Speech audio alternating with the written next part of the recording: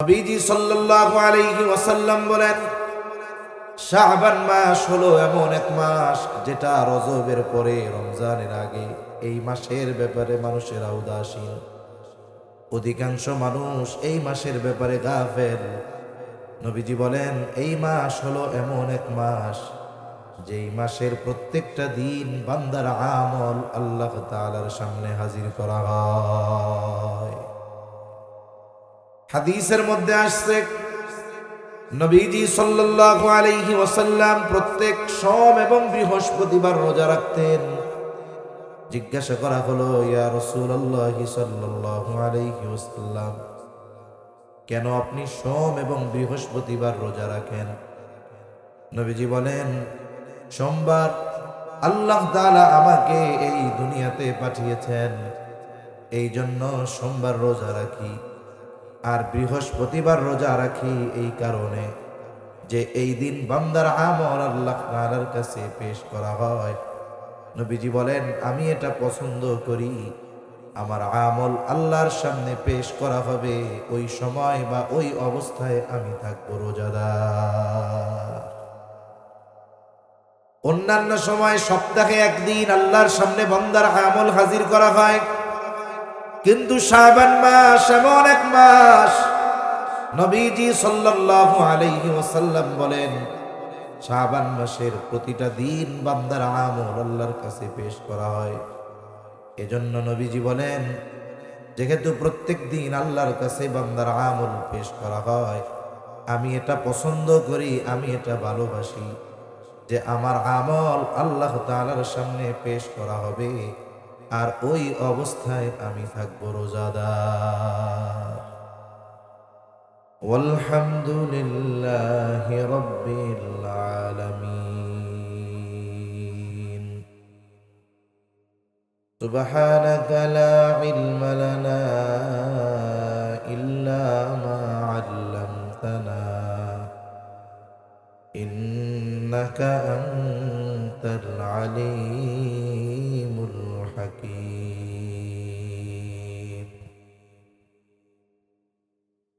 আল্লাহুম্মা সাল্লি আলা মুহাম্মাদিন ওয়া আলা আলি মুহাম্মাদ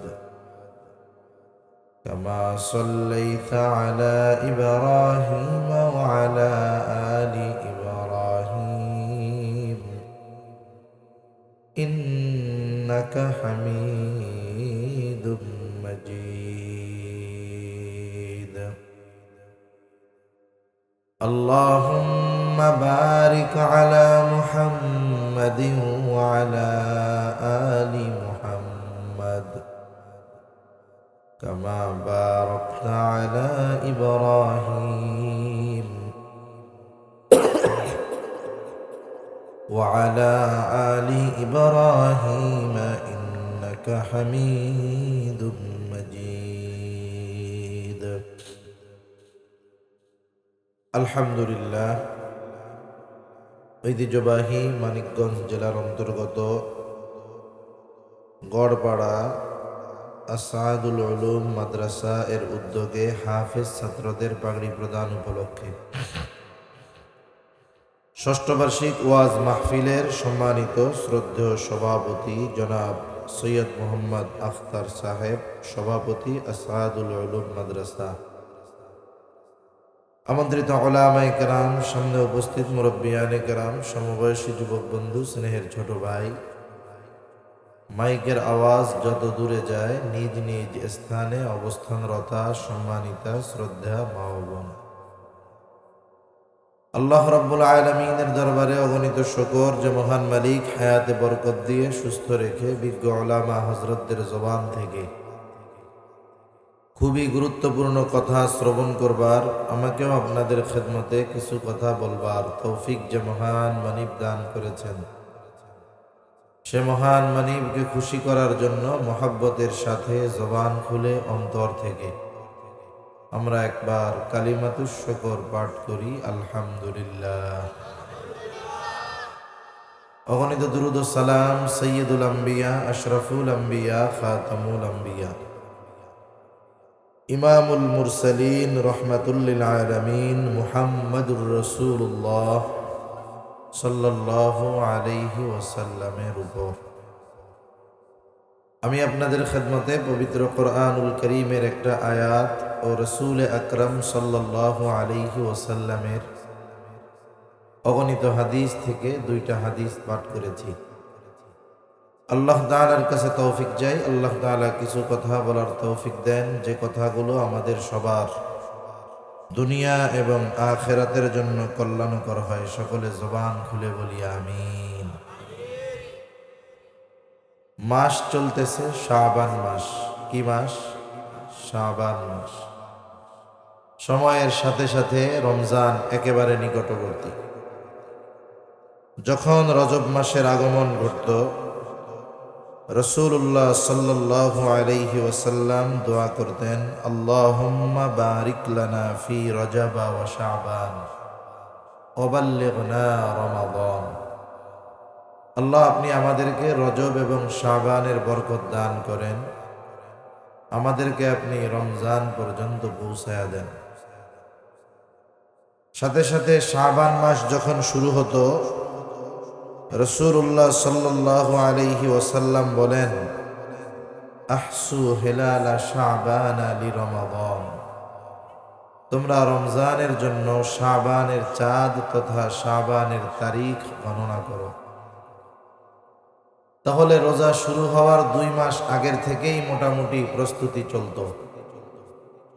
রজব মাস, এরপরে শাবান মাস, এরপরে রমজান মাস। রজব মাস হলো আল্লাহ তাআলা এই পৃথিবী সৃষ্টির পর থেকেই 12টি মাস আল্লাহ তাআলা নির্ধারণ করেছেন। এই যে 12 মাসে 1 বছর, এটা সৃষ্টি, আসমান জমিন সৃষ্টির পর থেকে নিয়েই এই 12 মাস নির্ধারণ করছেন কে? আল্লাহ।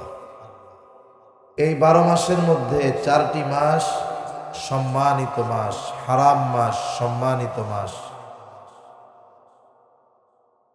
এই 4টি সম্মানিত মাসের মধ্যে একটি মাস হলো রজব মাস। বাকি 3টি ধারাবাহিকভাবে জিলকাদ, জিলহাজ, মুহররম, আর একটা হলো রজব মাস। 3টা ধারাবাহিক, রজব আলাদা। রজবের পর শাবান, শাবানের পর রমাদান। বুজুর্গানে দিন বলেন, এখানে খুব সুন্দর সূক্ষ্ম একটা বিষয় আছে। মনে করেন অনেক সময় আপনাদের অঞ্চলে গরু আছে না? গরুর দুধ দহন করা হয় না? বলেন তো, যেই পাত্রে দহন করবেন ওই পাত্রে যদি ময়লা কিছু থাকে, অনেক সময় দেখা যায় ময়লা পাত্রে দুধ দহন করলে ওই দুধ নষ্ট হয়ে যায়। হয় কি হয় না? এজন্য প্রত্যেকটা বাড়িতে যারা দুধ দহন করে ওই পাত্রটা খুব ভালোভাবে ধৌত করে, পরিষ্কার পরিচ্ছন্ন করে আগে। কেন? দুধ দহনের পরে কষ্ট করে 5 কেজি দুধ দহন করলাম, আর একটু গাফলতি করে যদি বালতিটা পরিষ্কার না করি তাইলে 5 কেজি দুধ নষ্ট হয়ে যাবে। তাহলে পাত্র যদি ভালো হয়, দুধ আশা করা যায় নষ্ট হবে না। গাফলতি করে যদি পাত্রের মধ্যে ময়লা থাকে, তাহলে দেখা যাবে কষ্ট করে দুধ দহন করার পরে ওই দুধ নষ্ট হয়ে যাবে। হারাম মাস সমূহের মধ্যে আল্লাহ তাআলার অন্যতম নির্দেশগুলোর মধ্যে অন্যতম নির্দেশ, জিলহজ মাসে তো হজ সংগঠিত হয়, কিন্তু রজব মাস তো ওই 3 মাসের থেকে পৃথক। আল্লাহ সুবহানাহু ওয়া তাআলা কোরআনুল কারীমের মধ্যে এই হারাম মাস সমূহেতে বিশেষ করে গুনাহ থেকে বেঁচে থাকতে বলছেন। আল্লাহ তাআলা বলেন, ফালা তাযলিমু ফীহিন্না আনফুসাকুম। হারাম মাস সমূহের মধ্যে তোমরা নিজেদের উপরে নিজেরা জুলুম করবা না, মানে পাপ করবা না। তাহলে দেখুন, রজব মাস, এরপরে শাবান। রজব মাসে রমজানের প্রস্তুতি কিভাবে নিব? বলে, এই মাসে আমি আমার গুনাহগুলো ত্যাগ করার চেষ্টা করব। কারণ যেই পাত্রে গুনাহ, ওই পাত্রে যদি আমি নেক রাখি ওই যে পাত্রে যেমন ময়লা থাকার কারণে পবিত্র জিনিস দুধও নষ্ট হয়ে যায়, অনুরূপভাবে আমার জবান যদি পাপ দিয়ে ভরা থাকে, চোখ যদি পাপ দিয়ে ভরা থাকে, অন্তর যদি পাপ দিয়ে ভরা থাকে, তাহলে ভালো কাজের প্রকৃত স্বাদ আমি আপনি অনুধাবন করতে পারবো না। এজন্য উচিত রজব মাসে গোনা ছাড়ার ব্যাপারে দৃঢ় প্রতিজ্ঞাবদ্ধ হওয়া। এরপরে যখন শাবান মাস আসবে, শুরু থেকেই ডে কাউন্টিং করতে হবে।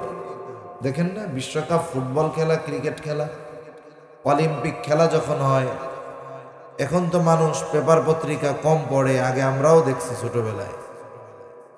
পত্রিকার প্রথম পৃষ্ঠার মধ্যে এক কর্নারে লেখা থাকে বিশ্বকাপ ফুটবল আর মাত্র 100 দিন। প্রত্যেক দিন যায়, এরপরের দিন লেখে আর মাত্র 99 দিন। সময় যত কাছায় নিকটবর্তী হয়, যারা খেলাধুলা পছন্দ করে এই মানুষগুলোর মধ্যে আগ্রহ, উদ্দীপনা, উত্তেজনা বাড়তে থাকে। সময় যত কাছায়, বাড়ির ছাদে ছাদে, গাছের ডালে ডালে পতাকা দেখা যায়। যে যেই দলরে পছন্দ করে সেই দলের পতাকা, যেই দলরে পছন্দ করে সেই দলের জার্সি গায়, যেই দলের যেই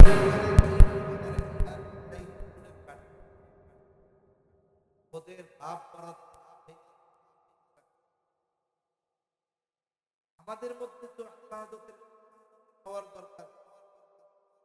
সময় যত হবে, রমজান যত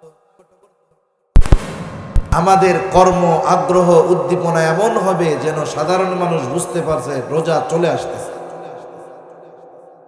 এই জন্য রাসূলুল্লাহ সাল্লাল্লাহু আলাইহি ওয়াসাল্লাম রমজানের প্রস্তুতি যথাযথভাবে নেওয়ার জন্য শাবানের চাঁদ তথা তারিখ গণনার আদেশ দিয়েছেন। আচ্ছা, ইমাম সাহেব না, ওলামায়ে কেরাম না, সাধারণ মানুষ, বলেন তো আজকে শাবানের কয় তারিখ? হ্যাঁ, কয় তারিখ? হয় নাই, 7 তারিখ। 7 তারিখ তো হয়ে গেছে। সূর্যাস্তের পর থেকে নিয়েই 7 তারিখ।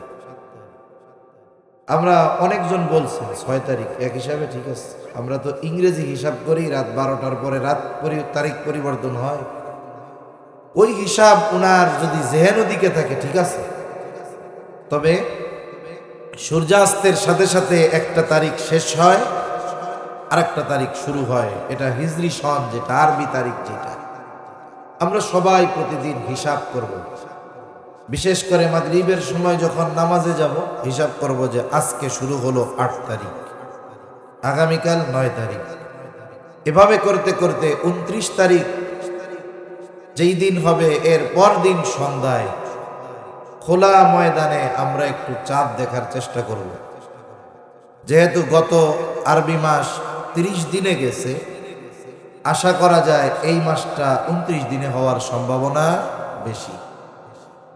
তাহলে শাবান মাস যেহেতু চলছে, 1 নম্বর আমল ওই দোয়া বেশি বেশি করব যে আল্লাহ আপনি আমাদেরকে রজবের বরকত, শাবানের বরকত দান করেন, সাথে সাথে রমজান পর্যন্ত পৌঁছায়া দেন। 2 নম্বর, প্রত্যেক দিন তারিখ গণনা করব। 3 নম্বর, ওইটা 29 তারিখ যেই দিন শেষ হবে, 30 তারিখ হতেও পারে, 1 তারিখও হতে পারে, এই সম্ভাবনাময় যেই দিন, ওই দিন আকাশে চাঁদ তালাশ করব। ওই দিন যদি না দেখা যায়, পরের দিন দেখা যাবে শিওর, যদি আবহাওয়া পরিষ্কার থাকে, এর পরেও দেখতে যাব ইনশাআল্লাহ। এরপর কি করব?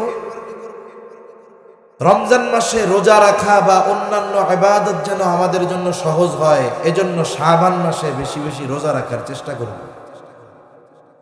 রাসূল আকরাম সাল্লাল্লাহু আলাইহি ওয়াসাল্লাম প্রতি বছর, প্রতি মাসে, সপ্তাহে যে রোজাগুলো রাখতেন, আমরা যদি এই রোজাগুলো রাখায় অভ্যস্ত হইতাম, তাহলে হঠাৎ করে রোজার মাসে রোজা রাখা আমাদের জন্য কষ্টকর হইত না। অনেক মানুষ সারা বছর রোজা রাখবে না, রমজান মাসে হঠাৎ করে যখন রোজা শুরু করে, রোজা রাখায় অভ্যস্ত হতে তার 7, 8, 9 দিন লেগে যায়। তখন কি করে? সাহারি খাইছে পেট ভইরা, জোহরের নামাজ পড়ার পরে মসজিদের মধ্যে কালি গড়াগড়ি দেয়, একবার ওই পারে যায় একবার ওই পারে যায়। আর একজন জিজ্ঞাসা করে হয়েছে এটা কি? ওই রোজায় ধরছে। রোজার কি হাত পাও আছে, ধরতে পারে? তার মানে হঠাৎ করে সে যখন সারাদিন উপোস থাকতেছে, না খেয়ে থাকতেছে, এটা তার জন্য বছরের 11 মাসের ব্যতিক্রম হচ্ছে। খাবারের সময়ের সাথে তার পাকস্থলীর মুখ হা করার সময়ের সাথে অ্যাডজাস্টমেন্ট হচ্ছে না, যার কারণে প্রথম কয়েকদিন খুব কষ্ট হয়। কিন্তু যদি আগের থেকেই তার রোজার ব্যাপারে প্রস্তুতি থাকে, শাবান মাস যদি একটু বেশি বেশি রোজা রাখে, তাহলে দেখা যাবে রোজার মাস শুরু থেকেই নিয়ে যথাযথ আগ্রহ উদ্দীপনার সাথে সে রোজাগুলো রাখতে পারবে, তারাবি পড়তে পারবে। ঠিক কিনা বলেন? হাদিসের মধ্যে আসছে, নবীজি সাল্লাল্লাহু আলাইহি ওয়াসাল্লামকে জিজ্ঞাসা করা হলো, ইয়া রাসূলুল্লাহ সাল্লাল্লাহু আলাইহি ওয়াসাল্লাম, রমজান মাস তো ভিন্ন কথা, ওটাতে তো রোজা রাখা ফরজ। জিজ্ঞাসা করা হয়, ইয়া রাসূলুল্লাহ সাল্লাল্লাহু আলাইহি ওয়াসাল্লাম, শাবান মাস ব্যতীত অন্য কোন মাসে আপনাকে এত বেশি রোজা রাখতে দেখি নাই। নবীজি সাল্লাল্লাহু আলাইহি ওয়াসাল্লাম বলেন, শাবান মাস হলো এমন এক মাস যেটা রজবের পরে রমজানের আগে। এই মাসের ব্যাপারে মানুষেরা উদাসীন, অধিকাংশ মানুষ এই মাসের ব্যাপারে গাফেল। নবীজি বলেন, এই মাস হলো এমন এক মাস যেই মাসের প্রত্যেকটা দিন বান্দার আমল আল্লাহ তাআলার সামনে হাজির করা হয়। হাদিসের মধ্যে আসছে, নবীজি সাল্লাল্লাহু আলাইহি ওয়াসাল্লাম প্রত্যেক সোম এবং বৃহস্পতিবার রোজা রাখতেন। জিজ্ঞাসা করা হলো, ইয়া রাসূলুল্লাহ সাল্লাল্লাহু আলাইহি ওয়াসাল্লাম, কেন আপনি সোম এবং বৃহস্পতিবার রোজা রাখেন? নবীজি বলেন, সোমবার আল্লাহ তাআলা আমাকে এই দুনিয়াতে পাঠিয়েছেন, এই জন্য সোমবার রোজা রাখি। আর বৃহস্পতিবার রোজা রাখি এই কারণে যে এই দিন বান্দার আমল আল্লাহ তাআলার কাছে পেশ করা হয়। নবীজি বলেন, আমি এটা পছন্দ করি, আমার আমল আল্লাহর সামনে পেশ করা হবে, ওই সময় বা ওই অবস্থায় আমি থাকবো রোজাদার। অন্যান্য সময় সপ্তাহে একদিন আল্লাহর সামনে বান্দার আমল হাজির করা হয়, কিন্তু শাবান মাস এমন এক মাস, নবীজি সাল্লাল্লাহু আলাইহি ওয়াসাল্লাম বলেন, শাবান মাসের প্রতিটা দিন বান্দার আমল আল্লাহর কাছে পেশ করা হয়। এজন্য নবীজি বলেন, যেহেতু প্রত্যেক দিন আল্লাহর কাছে বান্দার আমল পেশ করা হয়, আমি এটা পছন্দ করি, আমি এটা ভালোবাসি যে আমার আমল আল্লাহ তাআলার সামনে পেশ করা হবে, আর ওই অবস্থায় আমি থাকবো রোজাদার। এজন্য আমরা শাবান মাস এখনো তো বাকি আছে, রোজা রাখার চেষ্টা করব তো ইনশাআল্লাহ। দেখেন না, দুনিয়ায় মানুষ কোনো গুনার কাজ করার আগেও গুনার কাজটা যেন ভালো মতো করতে পারে, এই জন্য আগের থেকে প্রস্তুতি নেয়। একজন মনে করেন কেরাত প্রতিযোগিতা দিবে, ইসলামী সঙ্গীত প্রতিযোগিতা দিবে, সঙ্গীত গাইবে একটা, কেরাত পড়বে 10 মিনিট, কিন্তু ওই একটা সঙ্গীত যেন মানুষের সামনে ভালোভাবে গাইতে পারে, এজন্য প্রস্তুতি নেয় শত শত ঘন্টা। ঠিক না? যার যত প্রস্তুতি বেশি বলে সে তত ভালোভাবে এটা মানুষের সামনে উপস্থাপন করতে পারে। আমরাও যদি ওই রকম রোজা আসার আগে নিজেদেরকে প্রস্তুত করে নেই, তাহলে রোজার মাসে যথাযথভাবে ইবাদত করা আমাদের জন্য ইনশাআল্লাহ সহজ হয়ে যাবে। আমি আপনাদের খেদমতে পবিত্র কোরআনুল কারীমের একটা আয়াত ও রাসূল আকরাম সাল্লাল্লাহু আলাইহি ওয়াসাল্লামের অগণিত হাদিস থেকে একটা হাদিস পাঠ করেছি। মূলত যেহেতু রমজান মাস নিকটে, শাবান মাস চলতেছে, এই বিষয়গুলো সামনে রেখেই এই অল্প কয়েকটা কথা শুরুতে এমনি বললাম। মূল যেই আয়াতটা আপনাদের খেদমতে পেশ করেছি, ওই আয়াতের মধ্যে আল্লাহ সুবহানাহু ওয়া তাআলা ইমানদার নারী অথবা পুরুষ যদি আমলে সালেহ করে, সৎ কর্ম করে, ইমানদার নারী আর পুরুষকে আল্লাহ তাআলা তার ইবাদতের বিনিময়ে দুই ধরনের প্রতিদান দেওয়ার ঘোষণা দিয়েছেন। এক নম্বর শর্ত তো ঈমান, দুই নম্বর আমলে সালেহ। আল্লাহ তাআলা বলেন, মান আমিলা সালিহাম মিন যাকারিন আও উনসা ওয়া হুয়া মুমিন, যে নারী অথবা পুরুষ আমলে সালেহ করে আর সে মুমিন। তার মানে মুমিন নারী অথবা পুরুষ যদি আমলে সালেহ করে, সৎ কর্ম করে, আল্লাহ তাআলা তাদেরকে দুই ধরনের পুরস্কার দেওয়ার ঘোষণা দিয়েছেন। এখানে আল্লাহ তাআলা ইবাদতের বিনিময়ের ক্ষেত্রে কোনো তারতম্য করেন নাই। নারী কম পাবে বেশি পাবে এমনটা বলেন নাই, পুরুষ বেশি পাবে কম পাবে এমনটা বলেন নাই। ইবাদতের বিনিময়ের ক্ষেত্রে আল্লাহ তাআলা উভয়ের সমান অধিকার সুনিশ্চিত করেছেন। বাস্তবিক দৃষ্টিকোণ থেকে যদি এটা খেয়াল করা হয়, বলে মৌলিকভাবেও নারী আর পুরুষের মধ্যে কোনো তারতম্য নাই। এখন বলতে পারেন, হুজুর নারী আর পুরুষের মধ্যে তারতম্য নাই, এটা কেমনে বলেন? তারতম্য যেটা সেটা গঠন ভাবে, কিন্তু মৌলিকভাবে কোনো তারতম্য নাই। কেন? আমার আপনার এই দেহের মূল্য কতক্ষণ? বলে দেহের সাথে রূহের সমন্বয় আছে যতক্ষণ।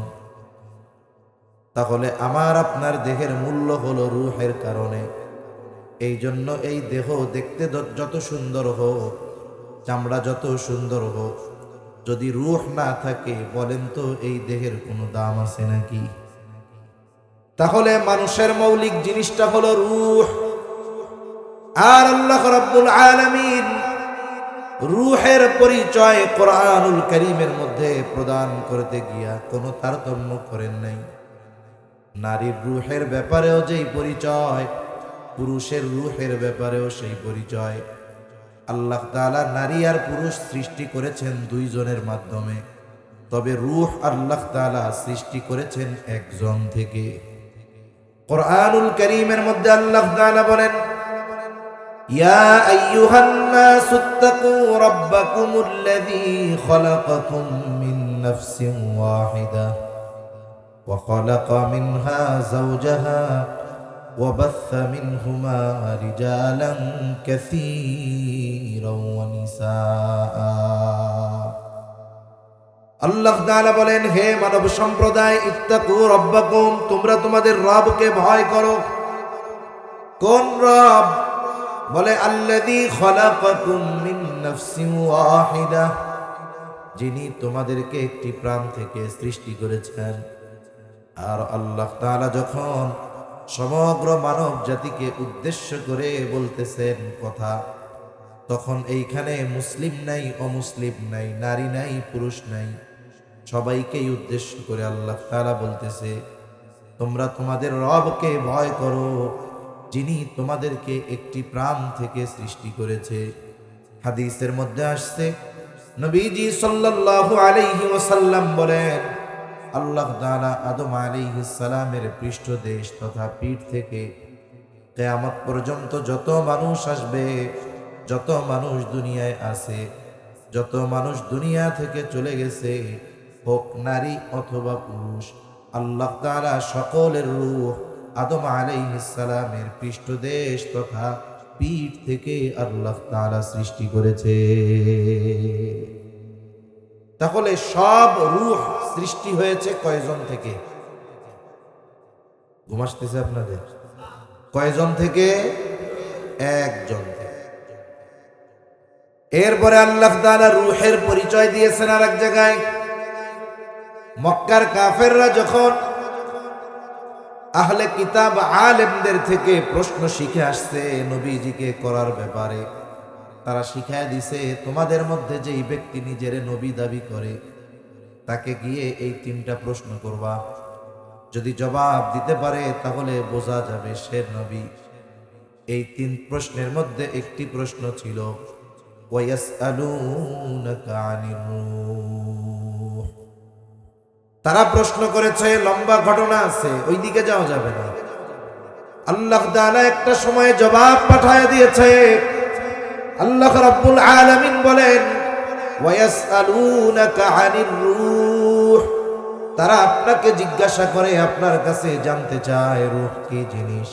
আপনি জবাব দিয়ে দেন, কুলির রূহু মিন আমরি রাব্বি, রূহ হলো আমার রবের প্রত্যাদেশ, আমার রবের আদেশ। বলেন তো, আমাদের সমাজে যত নারী আছে তাদের মধ্যে রূহ আছে না নাই? বেটাগো মধ্যে রূহ আছে না নাই? তাহলে দেখেন, রূহের পরিচয় আল্লাহ তাআলা আলাদা করে দেন নাই। হোক নারীর রূহ, হোক পুরুষের রূহ, আল্লাহ তাআলার পক্ষ থেকে জবাব আপনি বলে দেন, কুলির রূহু মিন আমরি রাব্বি, রূহ হলো আমার রবের আদেশ, আমার রবের প্রত্যাদেশ। এখন এই রূহ দেখতে কেমন, ধরতে কেমন, আকার কেমন, রং কেমন, আকৃতি কেমন, কারো জানা আছে? জোরে বলেন, জানা আছে? জানা আমাদের নাই। এজন্য কিছু বিষয় আছে আল্লাহ তাআলা বলছেন এর উপরেই অটল থাকা নিরাপদ। কারণ এটা দেখতে কেমন, ধরতে কেমন, আকার কেমন, রং কেমন, এটা নিয়ে গবেষণা করে এই গবেষণার সমাধান বের করার মতো ইলম, যোগ্যতা আল্লাহ আমাদের দেন নাই। এজন্যই আল্লাহ তাআলা এই কথার পরপর বলেন, ওয়ামা উতিতুম মিনাল ইলমি ইল্লা কালিলা। আল্লাহ তাআলা বলেন, তোমাদেরকে অতি সামান্য জ্ঞান দেওয়া হয়েছে। বলেন, আমাদের জ্ঞান কত? বলেন, অতি সামান্য। কত সামান্য? জোরে বলেন। অতি সামান্য। সেই অতিটা কত অতি? বলে ওইটাও হিসাব করার যোগ্যতা আমাদের নেই। আমাদের জ্ঞান যে কত কম, এই কত কম এটাও বোঝার যোগ্যতা আমাদের নেই। সূরা কাহাফের মধ্যে একটা শিক্ষা সফরের ঘটনা আছে। আমাদের দেশে স্কুল, কলেজ, ভার্সিটি থেকে শিক্ষা সফরে যায়। এই শিক্ষা সফরগুলোর মধ্যে অধিকাংশ সময় সুশিক্ষা তো কল্পনাই করা যায় না, কুশিক্ষার সফর হয় এগুলো, ঠিক কিনা কোন? কুশিক্ষার সফর। শিক্ষা সফর কিসের সফর? বলে হজের সফর, উমরার সফর, দাওয়াত ও তাবলীগের সফর, ইলম অর্জনের জন্য সফর, এগুলো হলো শিক্ষা সফর। মূসা আর খিজির আলাইহিস সালাম দুইজনের মধ্যে একটা শিক্ষা সফরের ঘটনা আছে। আল্লাহ তাআলা মূসা আলাইহিস সালামকে পাঠাইছেন খিজির আলাইহিস সালামের কাছে। কেন পাঠাইছেন? খিজির আলাইহিস সালামকে আল্লাহ জানায় দিয়েছে যে আমার নবী মূসা আলাইহিস সালামকে এই জন্য আমি আপনার কাছে পাঠিয়েছি। এখন দুইজনে এক সময় সফর শুরু করলেন। লম্বা কথা আছে, মূল কথার যেটা আমি বলতে চাই সেটাই কইতেছি। দুইজনে সফর শুরু করলেন। প্রথম নৌকার মধ্যে উঠলেন, উভয়ে সমুদ্র পাড়ি দিয়ে অপর পাড়ে যাবে। যখন নৌকা চলতেছে দরিয়ার মাঝে, একটা দৃশ্য দুইজনেরই চোখে পড়ল। সমুদ্র পথে বা নদী পথে লম্বা সফর যারা করেছেন তারা দেখে থাকবেন, অনেক সময় সমুদ্রের মধ্যে বা নদীর মধ্যে পাখি উড়ন্ত অবস্থায় তার ঠোঁট সমুদ্রের সাথে, নদীর সাথে লাগায়া পানি পান করে। দেখছেন নি? যারা সফর করছেন এরা দেখে থাকতেন, উড়ন্ত অবস্থায় সমুদ্র থেকে বা নদী থেকে পানি পান করে।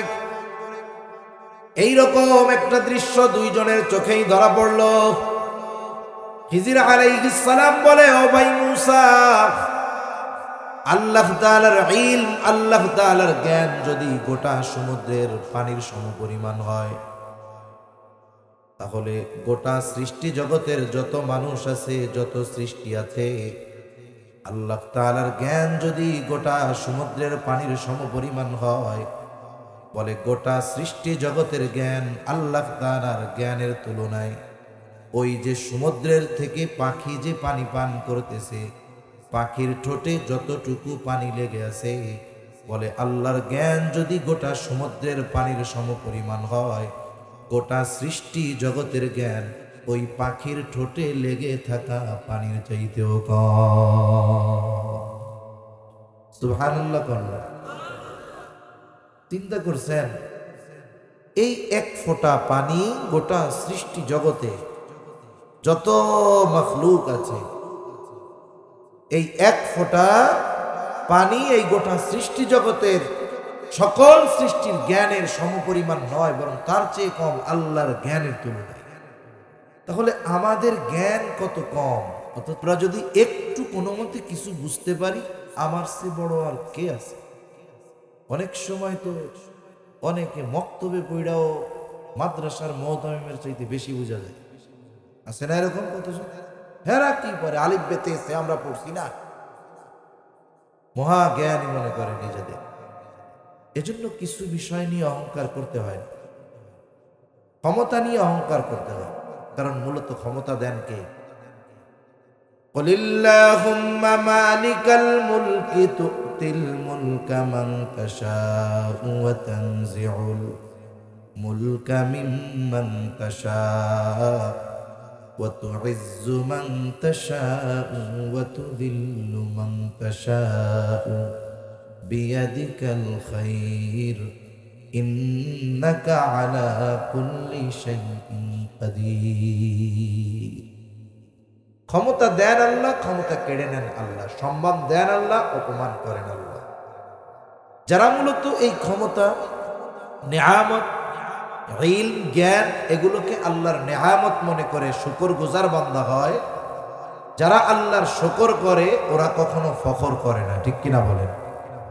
এজন্য ক্ষমতা নিয়ে কখনো অহংকার করতে হয় না, জ্ঞান নিয়ে কখনো অহংকার করতে হয় না, কারণ এই পৃথিবীর কত ইলম আছে যেগুলো বাংলাদেশের বড় আলেম যিনি হয়তো তারও জানা না, থাকতে পারে কি পারে না? পারে, অস্বাভাবিক না। শয়তানের জ্ঞান কম ছিল কিন্তু অহংকার করছে, সব শেষ। সম্পদ নিয়ে অহংকার করতে হয়, আল্লাহ তাআলা চাইলে মুহূর্তের মধ্যে শেষ করে দিতে পারে। কারুনের কি সম্পদ কম ছিল নাকি? কম ছিল নাকি? কারুনের চাইতে ধনী 2-4 জন আপনাকে এলাকায় আছে। শুনেন, আমাগো সম্পদওয়ালাদের গোডাউন ভরা থাকে চাল, ডাইল, গম, চুরির তেল এইগুলা দিয়ে, আর কারুনের গোডাউন ভরা ছিল স্বর্ণ দিয়ে। কারুনের গোডাউনের চাবি বহন করার জন্য একদল সুঠামদেহী যুবকের দরকার হতো। কি বহন করার জন্য? চাবি। চাবি কোন কোন মুফাসসির লেখেন ওই চাবি আবার লোহার না, লোহারটা তো ওজন বেশি, ওই চামড়ার চাবি। তাহলে চিন্তা করে দেখে কি পরিমাণ ধন সম্পদ আল্লাহ তাকে দিয়েছে। তো যে কথার থেকে গেলাম যে অনেক কিছু আছে আমাদের জ্ঞানের সীমার ভিতরে আমরা আয়ত্তে আনতে পারি না, সেজন্য আল্লাহ তাআলা বলেন রূহ এটা আমার আদেশ, প্রত্যাদেশ, আর মানুষকে অতি সামান্য জ্ঞান দেওয়া হয়েছে। তা এই রূহ এর পরিচয় দিতে গিয়ে আল্লাহ তাআলা বলছেন এটা আমার আদেশ, হোক নারীর রূহ আর পুরুষের রূহ। এই দৃষ্টিকোণ থেকেই বলা হয় যে মৌলিকভাবে নারী আর পুরুষের মধ্যে পার্থক্য নাই। নইলে আবার কতজন এই কথা বিশ্লেষণ না করলে কত প্রশ্ন করবে, হুজুর একটা এসে কি কয়ে গেল আল্লাহ জানে, বেড়া আর বিড়ি বলে মুসিবত আছে না নাই? এরপরে কি হলো? আল্লাহ তাআলা বলেন আমাদের সৃষ্টি করছে একজন থেকে। দেখেন, আগে কিন্তু আমাদের সৃষ্টির কথা আল্লাহ বললেন, এরপরে কি বলেন? وَخَلَقَ مِنْهَا زَوْجَهَا وَبَثَّ مِنْهُمَا رِجَالًا كَثِيرًا وَنِسَاءً। আমাদেরকে একটি প্রাণ থেকে সৃষ্টি করেছেন, অতঃপর ওই প্রাণ থেকে তার জোড়া সৃষ্টি করেছেন। এবার হলো 2 জন। এই 2 জনের মাধ্যমে আল্লাহ তাআলা কি করলেন? وَبَثَّ مِنْهُمَا رِجَالًا كَثِيرًا وَنِسَاءً। এই 2 জনের মাধ্যমে আল্লাহ তাআলা পৃথিবীব্যাপী নারী পুরুষের বিস্তার আল্লাহ ঘটিয়েছে। এই গঠনগত দিক দিয়ে নারী পুরুষের মধ্যে পার্থক্য। নারীর মধ্যে কিছু বিষয় আছে যেগুলো পুরুষের মধ্যে নাই, পুরুষের মধ্যে কিছু বিষয় আছে যেগুলো নারীর মধ্যে নাই। শরীয়তের হুকুমগত দিক দিয়ে নারী পুরুষের মধ্যে সামান্য কিছু তারতম্য। একটা বিষয় হলো যখন একটা নারী প্রাপ্তবয়স্কা হয়, বালেগা হয়, ওই সময় থেকে নিয়ে তার সন্তান ধারণের সময় ব্যতীত সন্তান প্রসবকালীন সময়ের পরে কিছু কাল ব্যতীত যদি নারী সুস্থ থাকে, প্রতি মাসে 3 থেকে 10 দিন তার কিছু অসুস্থতা থাকে, বলে এই অসুস্থতাকালীন সময় আল্লাহ রাব্বুল আলামিন নারীর জন্য নামাজকে মাফ করে দিয়েছে। আর একটা পার্থক্য কি, যদিও দৃশ্যমান এটা মনে হয়, আল্লাহ তাআলা ওয়ারিসি সম্পদ বন্টনের ক্ষেত্রে নারীকে পুরুষের অর্ধেক দিয়েছে। তার মানে 2 জন নারীর সমপরিমাণ সম্পদ আল্লাহ তাআলা একজন পুরুষের জন্য সাব্যস্ত করেছে। এই যে বন্টন রীতি, এটার ফয়সালা দিছেন কে? আরো জোরে বলেন কে? আল্লাহ। কষ্ট হইতেছে আপনাদের? বেশি রাত হবে না, অল্প সময়ের মধ্যে শেষ হয়ে যাবে ইনশাআল্লাহ। অথচ দেখুন, যুক্তির আলোকে যদি আসেন, নারীরে যে পুরুষের অর্ধেক দিছে এটাও বেশি দেওয়া হয়েছে। সিদ্ধান্ত দিছে কে? এটা তো চূড়ান্ত, কিন্তু যারা যুক্তি দেয় যে ইসলাম নারীরে ঠকাইছে, ওদের বোঝানোর জন্য বলতেছে। যুক্তি বলে, যদি শরীয়তের দৃষ্টিকোণ থেকেও যদি যুক্তিকে সামনে আনা হয়, যুক্তি বলে নারীরে বেশি দেওয়া হয়েছে। কেন? আপনি আমাকে নারীর গোটা হায়াতে একটা খাত দেখান যেই জায়গায় নারীর জন্য খরচ করাকে বাধ্যতামূলক করা হয়েছে। কারো জানা আছে? কথা বুঝেন নাই মনে হয়। শরীয়তে কোন জায়গা আছে যে নারীকে আল্লাহ আদেশ করেছে এই জায়গা তোমার খরচ করতেই হবে? এরকম কোন খাত আছে? খাত নাই। তাইলে যার খরচই নাই তার টাকা পয়সা কি দরকার? কিন্তু পুরুষের জীবনের পদে পদে খরচ, একেবারে জীবনের শুরু থেকে নিয়ে তার মরা পর্যন্ত খরচ। ইসলাম বিদ্বেষীরা বলে যে ইসলাম নারীদের ঠকিয়েছে পুরুষের অর্ধেক দিয়া। তাদের বলা দরকার, জানা দরকার যে যেই ইসলামের ব্যাপারে এমন মন্তব্য তোমরা করতেছো, এই ইসলাম আসার আগে নারীদের অধিকার কি ছিল এটা আমাদের দেখা। এখন তো তুমি ইসলামের দোষ ধরতেছো, আঘাত করতেছো ইসলামের উপরে, যে ইসলাম নারী আর পুরুষকে সমান সমান সম্পদ দেয় নাই, ইসলাম নারীর হক নষ্ট করেছে বলতে চাও। অথচ এই ইসলাম আসার আগে নারী সম্পদ তো বহুদূর বেঁচে থাকার অধিকার তার ছিল না। জাহেলিয়াতের সময় যখন কাউকে নারী হওয়ার, কন্যা সন্তান হওয়ার সংবাদ দেওয়া হতো, বলে তার চেহারাটা সাথে সাথে কালা হয়ে যাইত। বাইতুল্লাহর পশ্চিম পাশে একটা খোলা জায়গা আছে ঘেরা, ওই জায়গায় কন্যা সন্তান হলে জীবন্ত দাফন করে দেওয়া হতো। আল্লাহ তাআলা বলেন, ওয়াইদা বুশিরা আহাদুহুম বিল উনসা যাল্লা ওয়াজহুহু মুসওয়াদ্দান ওয়া হুয়া কাযীব। চেহারাটা কালা হয়ে যাইত কন্যা সন্তানের সুসংবাদ দেওয়ার পর। একটা জিনিস দেখেন, আল্লাহ তাআলা কন্যা সংবাদ হওয়ার কথা উল্লেখ করতে গিয়া সুসংবাদ বলেছেন। ওয়াইদা বুশিরা আহাদুহুম বিল উনসা, যখন তাদের কাউরে কন্যা সন্তানের সুসংবাদ দেওয়া হইত, এখন তাদের কি হইত? চেহারা কালা হয়ে যাইত, অন্তরের দিক দিয়ে এরা একেবারে নিচু মন মনস্কা হয়ে যায়। মানুষের সাথে চেহারা দেখাইতে লজ্জা পাইত। ও ততক্ষণ পর্যন্ত শান্তি পাইত না যতক্ষণ না তার ওই কন্যাকে সে জীবন্ত দাফন না করতে পারত। ইসলাম পূর্বকালীন সময় নারীদের বেঁচে থাকারই অধিকার ছিল না। আর বাপের সম্পদ পাবে, ওই বাপ ইতরে নিজ হাতে মারত, সম্পদ দিব কোত্থেকে? অথচ দেখুন, স্বয়ং আল্লাহ তাআলা কন্যা সন্তান হওয়াকে সুসংবাদ বলে অভিহিত করেছেন। সুবহানাল্লাহ বলে। কিন্তু এই সুসংবাদটা জাহেলদের ভালো লাগতো না। ইসলাম আসলো, রাসূলুল্লাহ সাল্লাল্লাহু আলাইহি ওয়াসাল্লাম জানায় দিলেন, মান আলা জারিয়াতাইন, যে 2টা কন্যা সন্তানের কষ্ট সহ্য করবে, তাদেরকে বড় করবে, মানুষ করবে, দিন শেখাবে, সাথে সাথে একজন দিনদার পাত্রের সাথে বিবাহর ব্যবস্থা করে দিবে, নবীজি জানায় দেন আমি আর সে জান্নাতের মধ্যে এই রকম পাশাপাশি অবস্থান করব। এই দুই আঙ্গুল যেমন পাশাপাশি, দুইটা কন্যা সন্তান যদি কারো হয়, সে যদি তাদেরকে মানুষ করে, দিন শেখায়, দিনদার পাত্রের হাতে তুলে দেয়, নবীর সাথে জান্নাতে থাকার সুসংবাদ। সুবহানাল্লাহ। আবার আর এক হাদিসের মধ্যে আসছে, বেশ কয়েকটা হাদিস আসছে, নবীজি বলেন যার 3টা কন্যা আছে অথবা 3 জন বোন আছে, বলে তাদেরকে সে মানুষ করেছে, বড় করেছে, দিন শিখিয়েছে, দিনদার পাত্রের হাতে তুলে দিয়েছে, বলে এই কন্যাগুলো কিয়ামতের দিন তার জাহান্নামে যাওয়ার ক্ষেত্রে অন্তরায় হয়ে দাঁড়িয়ে যাবে। এগুলো তাকে জাহান্নাম থেকে বাঁচানোর কারণ। তাহলে ইসলাম নারী হওয়াটাকে সুসংবাদ বলে অভিহিত করেছে। ইসলাম সৌভাগ্যের প্রতীক হিসাবে অভিহিত করেছে নারীকে। সাথে সাথে দেখুন, নারীর পিতার সম্পদের মধ্যে নারীর হক অধিকার সাব্যস্ত করেছে ইসলাম। ইসলাম আসার আগে নারীদেরকে পিতার সম্পদ থেকে সম্পদ দেওয়া এটা তো সম্ভবই ছিল না। বাইসা থাকলেই না দিবে, এটা তো ছোট কালেই মেরে ফেলত। অথচ ইসলাম কোরআনের আয়াত নাজিল করে আল্লাহ তাআলা এই আইন সুসাব্যস্ত করে দিয়েছেন।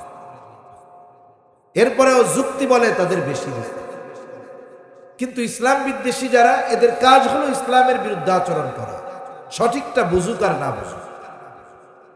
তাহলে দেখেন, একটা মেয়ে যখন হয়, এই সুসংবাদ কি পুরুষের ব্যাপারে আছে নাকি? নাই। তাহলে একটা মেয়ে জন্ম নেওয়ার পরে প্রথমে থাকে বাবার ঘরে। কার ঘরে? বাবার ঘরে। বাবা এই কন্যা সন্তানের খরচ চালাতে বাধ্য কতদিন? বলে মেয়ের বিবাহ না হবে যতদিন। 20 বছর হয়ে গেছে, মেয়ের বিবাহ হয় না, বলে বাবা খরচ চালাতে বাধ্য। 25 বছর হয়ে গেছে, বিবাহ হয় না, বলে পিতা খরচ চালাতে বাধ্য। 30 বছর হয়েছে, বিবাহ হয় না, বলে বাবা খরচ চালাতে বাধ্য, বিবাহ না হওয়ার আগ পর্যন্ত। কিন্তু ছেলের বেলায় কি? বলে ছেলে যখন বালেগ হয়ে যাবে, পিতা যদি বলে সন্তান আজকে থেকে তোমার লেখাপড়ার খরচ আমি দিতে পারবো না, তোমার স্কুলের বেতন দিতে পারবো না, তোমার প্রাইভেটের টাকা দিতে পারবো না, বলেন তো ছেলে বালেগ হওয়ার পর পিতার এই কথা বলার অধিকার আছে না নাই?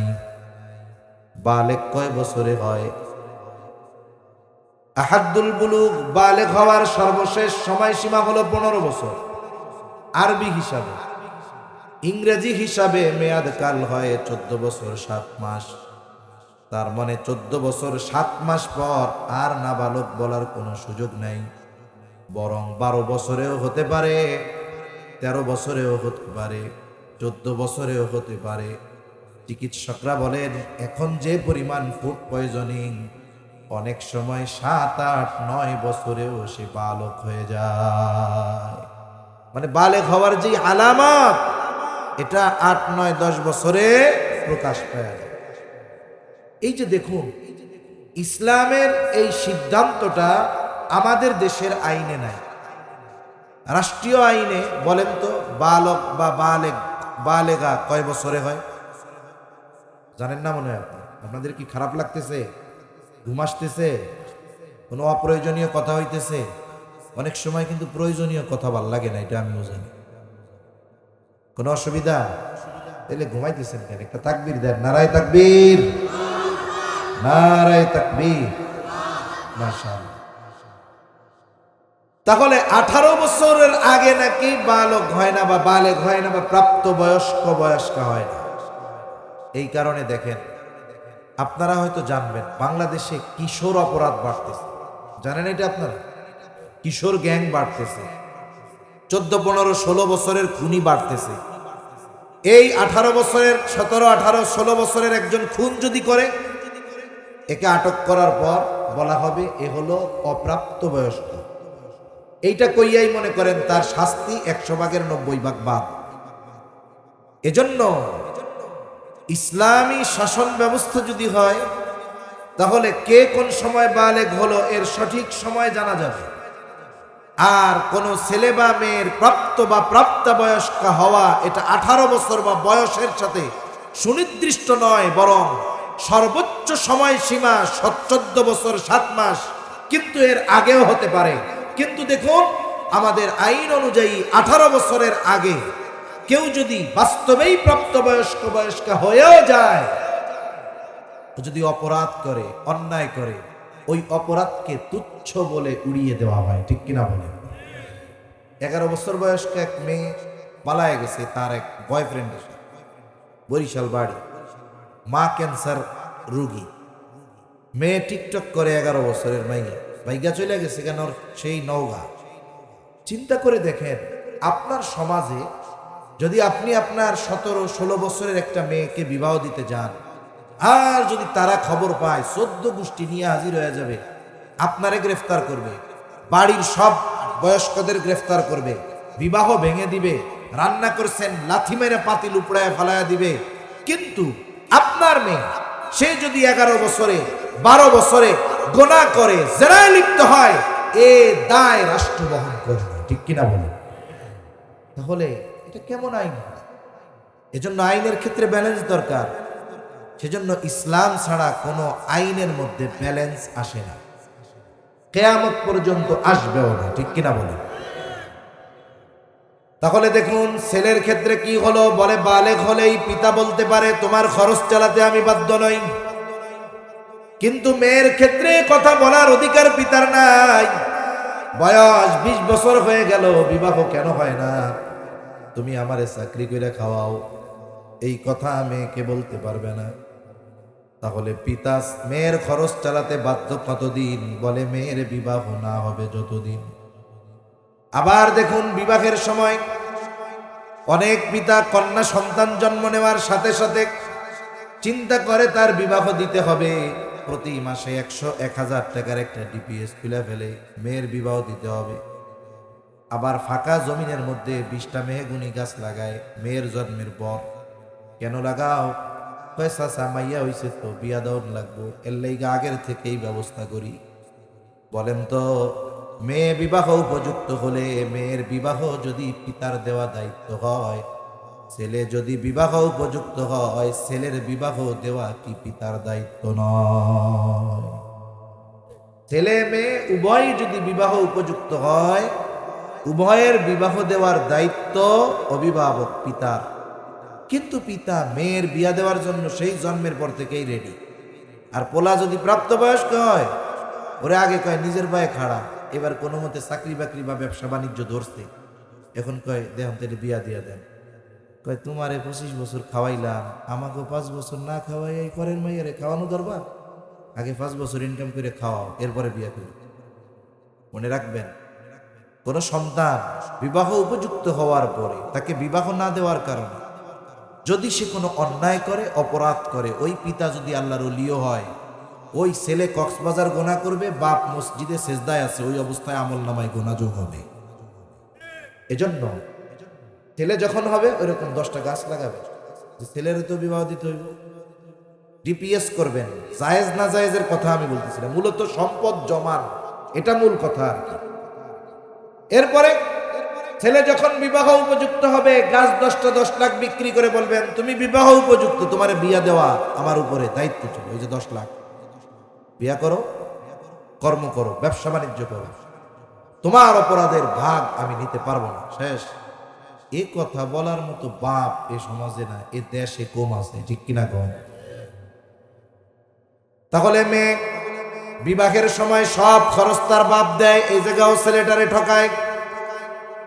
এরপরে যখন মেয়ে স্বামীর ঘরে যাবে, বলে স্বামী তার সব খরচ চালাতে বাধ্য। শুধু তাই না, বলে মোটা অঙ্কের মোহরানাও ওই মেয়েটাকে দেওয়া লাগে, সাথে সাথে সব খরচ বহন করার দায়িত্ব নেওয়া লাগে। তার মানে বাবার ঘরে থেকে যখন স্বামীর ঘরে আসলো, সব খরচ চালানোর দায়িত্ব স্বামীর।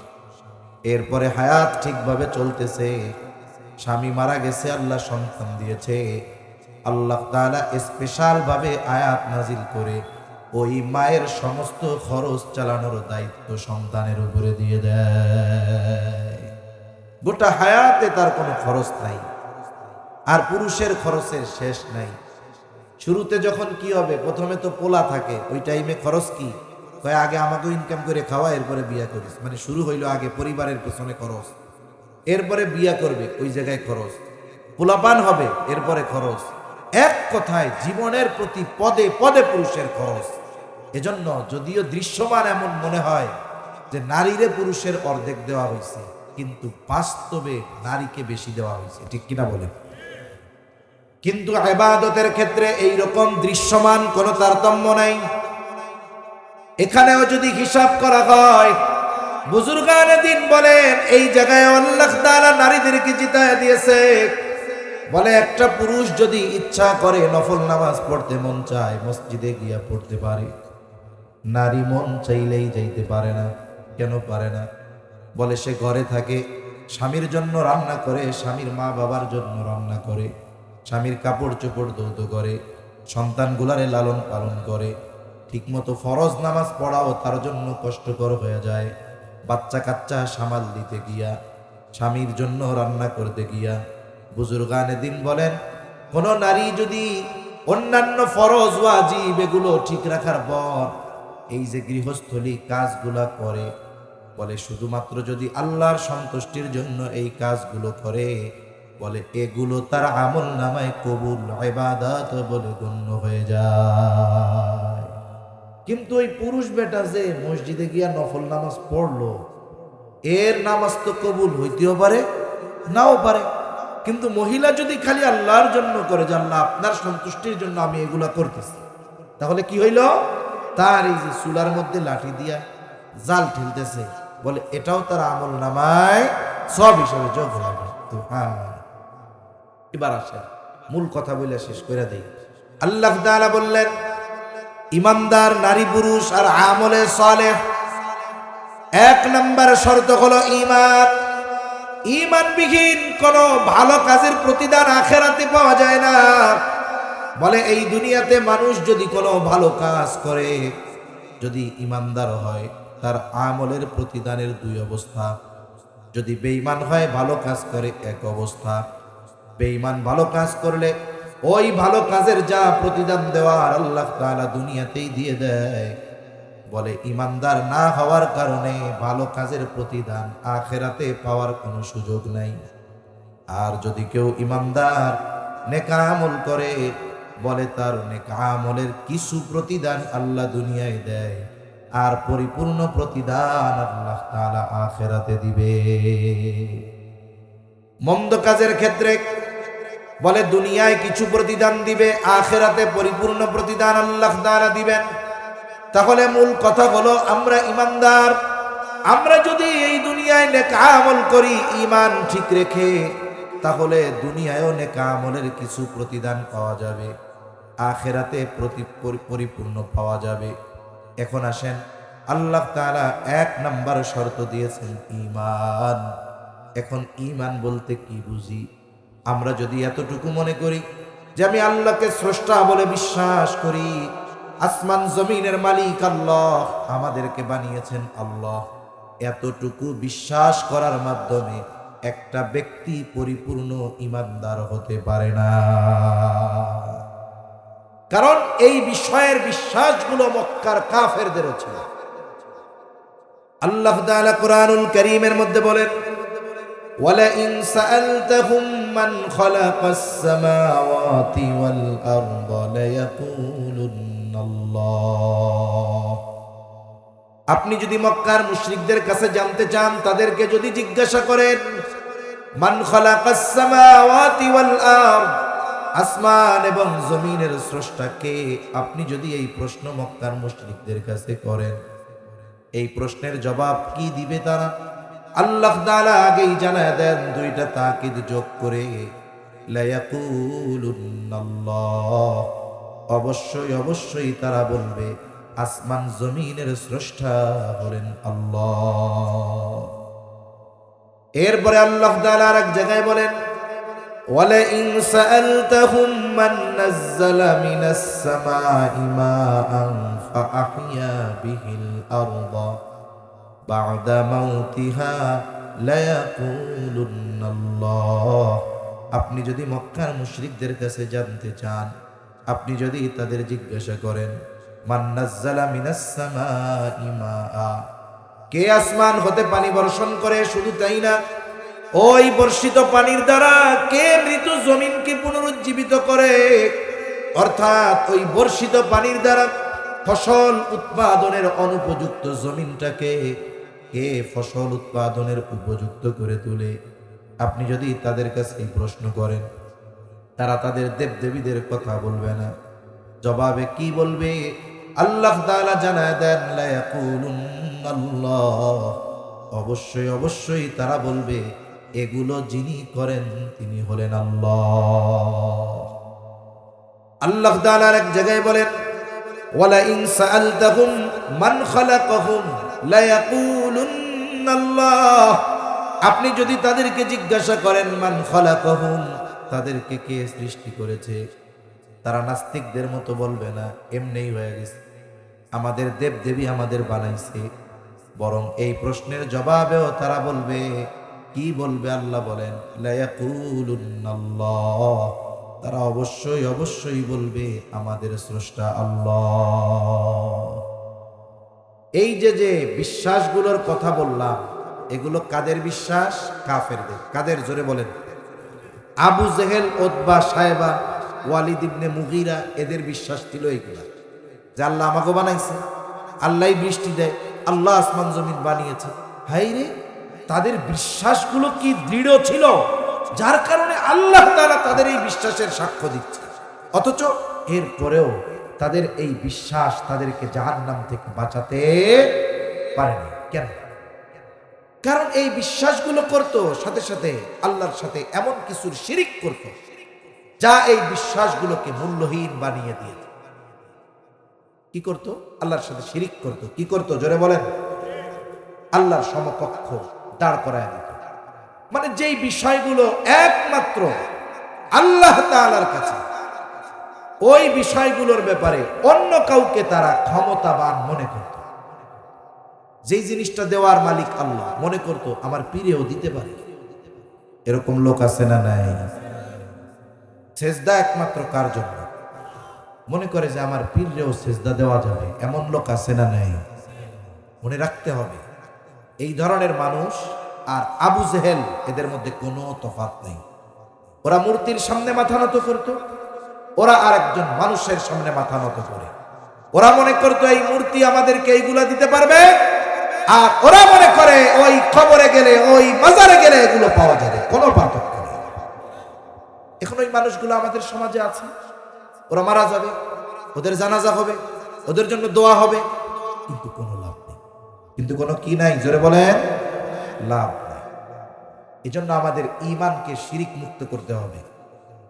ঈমানকে শিরিক মুক্ত যদি না করা হয়, অন্যান্য বিশ্বাস ওই যে কাফেরদের মতো ওই বিশ্বাসগুলো থাকলে এগুলো মূল্যহীন হয়ে যাবে।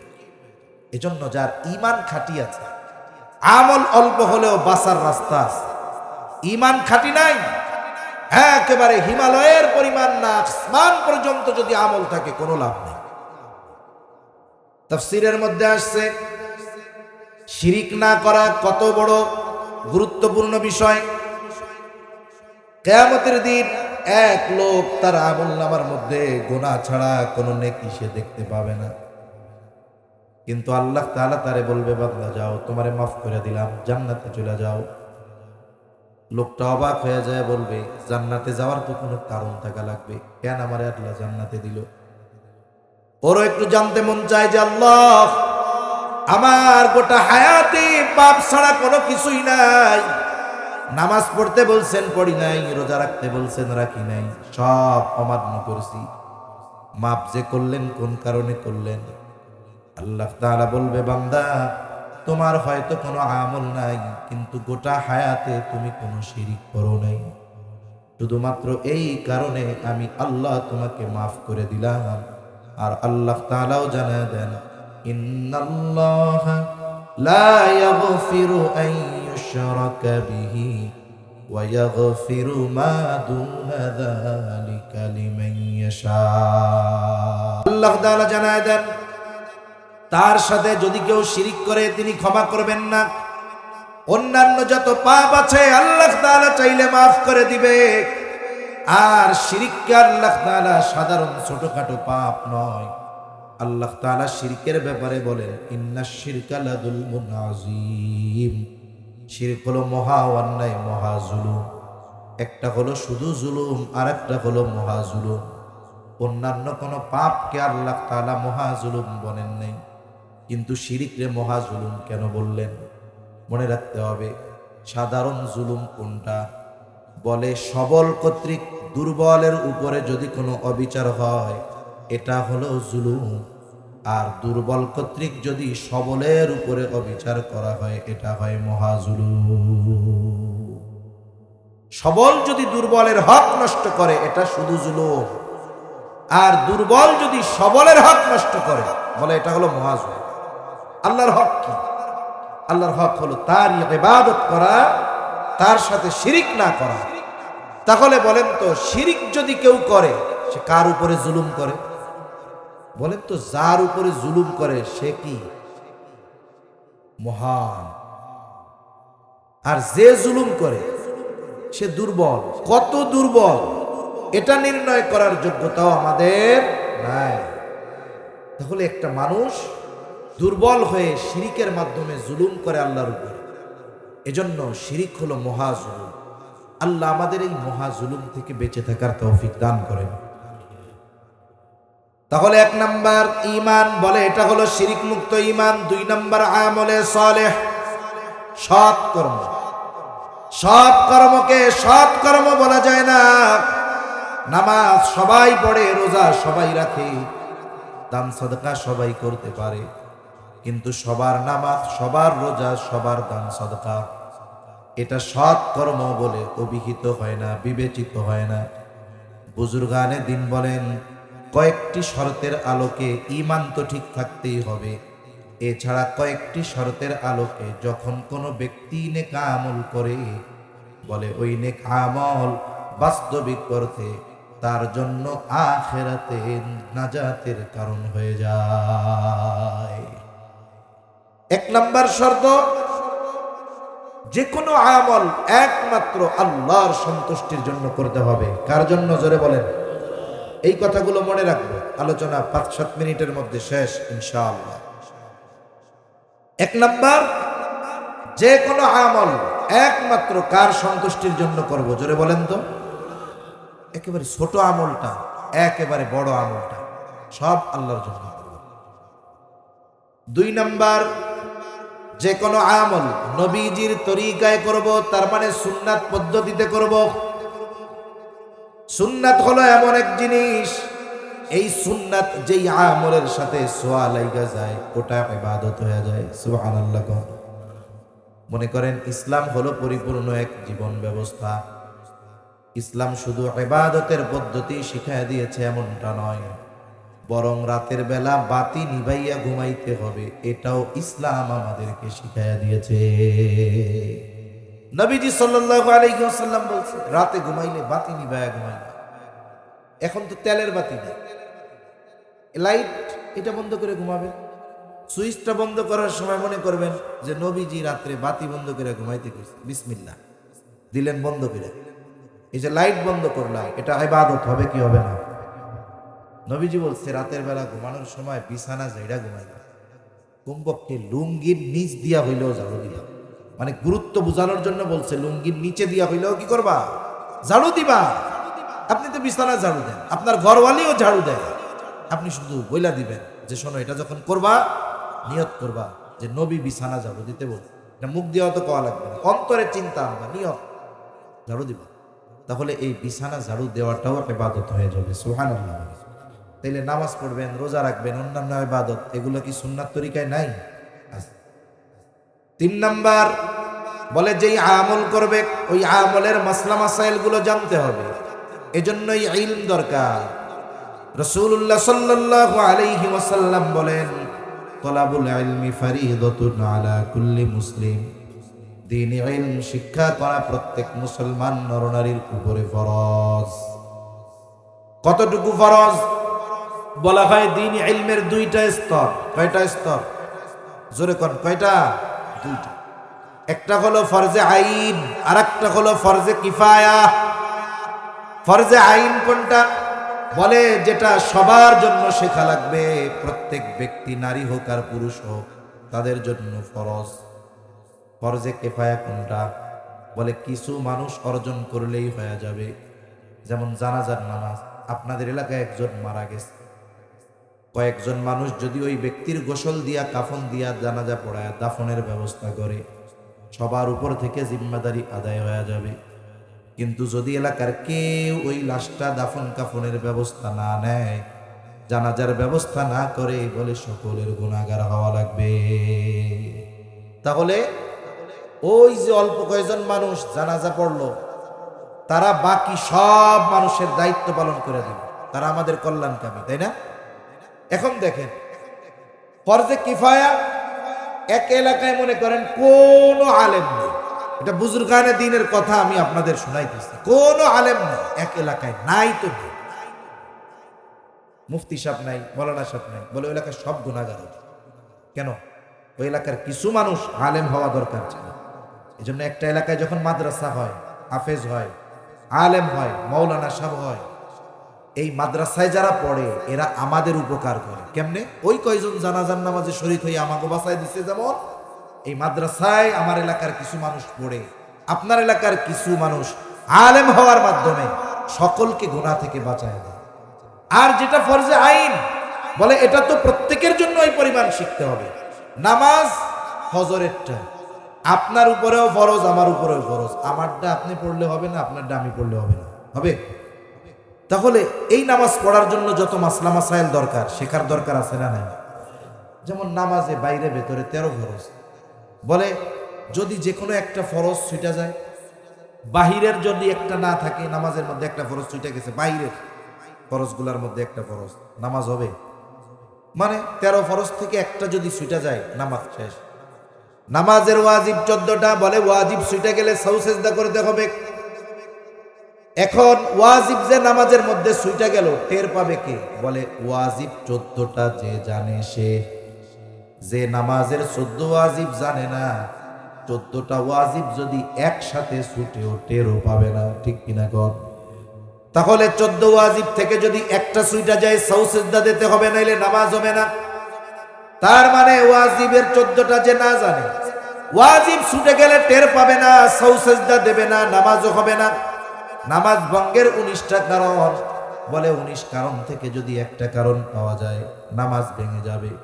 কিন্তু নামাজি নামাজ ভঙ্গের 19 কারণ জানে না। এখন যদি নামাজের মধ্যে নামাজ ভঙ্গের কারণ পাওয়া যায়, টেরও পাবে না। উনি টের পাক আর না পাক, ওনার নামাজও হবে না। অজু ভঙ্গের কারণ জানা লাগবে, কারণ অজু যদি ভাঙ্গা যায়, নামাজও থাকবে না। গোসলের ফরজগুলো জানতে হবে। এইভাবে দেখেন, মাসলা মাসাইলগুলো আমাদের জন্য জানা ফরজ, কিন্তু দেখা যায় এই ইলম অর্জন করা থেকে অনেক নামাজিও মাহরুম। এখন পর্যন্ত যতটুকু দিন শেখা ফরজ, ততটুকু শিখতে পারে না। আছে না নাই কোন? এখন দেখেন, আপনি আমি যদি না শিখি, গুনাহগার হইতে থাকবো। কেমনে শিখমু? বুড়া হয়ে গেছি, শিখমু কেমনে? বলে পোলাপান গুলারে মাদ্রাসায় দেন আগে। আপনার যেমন শেখা ফরজ, অধীনস্থদেরকে শেখানো ফরজ। আরে আপনি যদি নিজে না পারেন, আপনি কে আপনার পোলাপানকে শেখাইতে পারবেন? ওই দায়িত্বটা নিছে এই মাদ্রাসাওয়ালারা। তারা যে আমাদের কত কল্যাণকামী, এই এক একটা ছোট ছোট বড় বড় মাদ্রাসাগুলো যদি আমরা অনুধাবন করতে পারতাম, আজীবন জীবনের সর্বোচ্চ সহযোগিতাই দ্বীনি প্রতিষ্ঠানগুলোর জন্য আমরা করতাম। কিন্তু আমাদের তো বুঝার ওই গভীরতা নাই। এরা আমাদের দায়িত্ব পালন করে, আমাদের বাচ্চাদের ফরজ পরিমাণ ইলম এরা শেখায় দেয়। আমি শিখতে পারি নাই, কেমনে যাব? সময় বেশি থাকলে ওলামা একরামের তত্ত্বাবধানে 3 চিল্লা লাগাই দিবেন। সময় কম, কাজ করতে হয় দিনের বেলা। আপনি যদি মাদ্রাসার মুহতামিম সাহেবকে আইসা বলেন, অথবা মুতাওয়াল্লি যেই স্যার আছে ওনারা এসে কন, অথবা মুহতামিম সাহেবকে আইসা বলেন যে হুজুর কাজ তো সারা, ওই পরিমাণে ইলম তো আমাদের জানা নাই। আমরা কর্মব্যস্ত মানুষ, বাসায় ফিরি এশার নামাজের সময়, এশার নামাজ পড়ার পরে আমাদের আধা ঘন্টা আপনাদের মাদ্রাসায় অথবা মসজিদে জরুরতে দিন শেখার একটা ব্যবস্থা করে দেন। মুহতামিম সাহেব হয়তো বলবে যে না না আমরা খুব ব্যস্ত, পারুন না, এরকম বলবে। তারা বলবে না, কিন্তু আমরা শিখতে রাজি না। কারণ কি, আমরা তো খুব পডর পডর করি। এখন হুজুরের সামনে পডর পডর করি, হুজুর যদি জানে আমি দোয়ায় কুনুত পারি না, আমার ইজ্জত থাকবো না। এই জন্য আমি আমার দোয়ায় কুনুতটা হুজুরের সামনে শিখতে চাই না, কারণ হুজুর যদি জানে আমি পারি না, ইজ্জত থাকবে না। আমার সূরা ফাতিহা শুদ্ধ না, এটা যদি হুজুর জানে আমার মান সম্মান থাকবে। অথচ দেখেন, নামাজ ভঙ্গের 1 নাম্বার কারণ কেরাতে অশুদ্ধ পড়া। এখন আপনার আমার সূরা অশুদ্ধ, আমি লজ্জা